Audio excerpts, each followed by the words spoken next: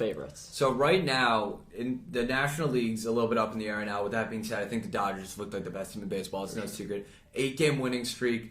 They're super just talented all around. Traded for Joey Gallo. He's even looked good for them. After literally one of the worst starts to a season of all time in New York, he's starting to look good again. I don't think he's looking good for the Dodgers. They're just happen to be 5-0 with him. I mean, yeah, but a lot better than he was with the Yankees. He's batting, like 100 with the Yankees? But it's been 5 games. He's looking better. I'll take that. With that being said, the Mets are a little bit behind the Dodgers. They're not quite there. I think they're 5 games back-ish.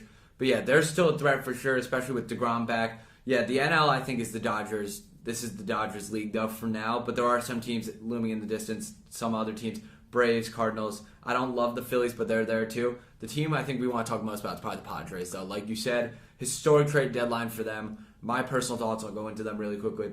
I mean, obviously, it's every bit historic. They honestly, I think, fleeced for Juan Soto. I think it's a good deal for them. They gave the biggest haul maybe in MLB history. But with that being said, Juan Soto is one of the biggest talents we've seen in the modern MLB. I think also Josh Bell is a 2-month rental. That was a great addition for them. That was a guy that they for sure like to have. Great first baseman, good offensively and defensively. I think it works out for the Padres. Now they just got to execute for the end of the year. So yeah, let me talk about the Padres trades first before I get into who my NL favorite is. Yeah. The Josh Hader trade everyone's raving about. Yes, he could be the best closer in baseball. I was such a big Josh Hader guy. He has not played very well this year. No, and before the trade even happened, I wanted to come on here and talk about Josh Hader and kind of how he's regressed. He was one of the worst relievers in baseball this June. Mm-hmm. And the Brewers in return... the Brewers in return got Trevor Rogers, who's been a closer just as good as Josh Hader this year, and some prospects. I didn't think that was horrible, but I guess if you're going for a title, it's a good move by the Padres.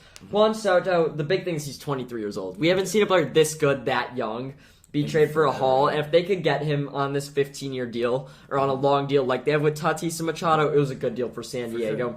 And Brandon Drury, too, most underrated trade acquisition this season at the deadline. He's a shortstop. He had a grand slam in his first game with them. He was nearly I thought he should have been the Reds all-star. He's great hitter, and he's really going to be a good addition in that Padres lineup, so I think that was a good move.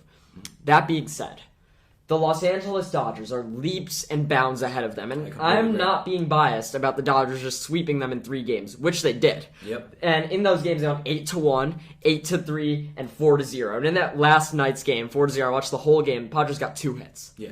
So, on top of the Dodgers raking, the Padres didn't hit yet. Now, it's still only August. Yep. And the Padres have a lot of time to get it together, but this is not going to be the year they do that. And I think the Dodgers kind of trio rivals the Padres. With Mookie, Freddie Freeman, Trey Turner, it rivals it right there. Plus, although their pitching worries me a bit, the Dodgers, because all the injuries they've had, I still think fully healthy, their pitching is better. I don't know how much I trust Darvish. Musgrove is fine. He just got that big extension. Yep.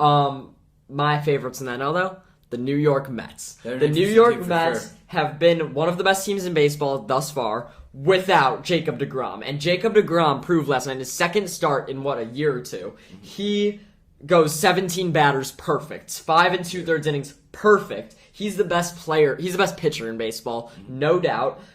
Max Scherzer's first ballot Hall of Famer. He's their number 2 guy. And how about Edwin Diaz, the trumpets? Edwin Diaz going into a baseball game. Just watch the video of the trumpets, his entrance. It is one of the most chilling experiences. It's crazy. And he's dominant. They have 2. Last night, DeGrom hit 102 and Diaz hit 102. If you have 2 pitchers that can hit 102 miles per hour on a pitch, that's deadly. And they were top of their division without these guys. Mm-hmm. Their hitting is also fine. It's good enough. And I just think if you go in a series where you have 2 pitchers that are going to shut down the other team every game, that's 4 automatic wins.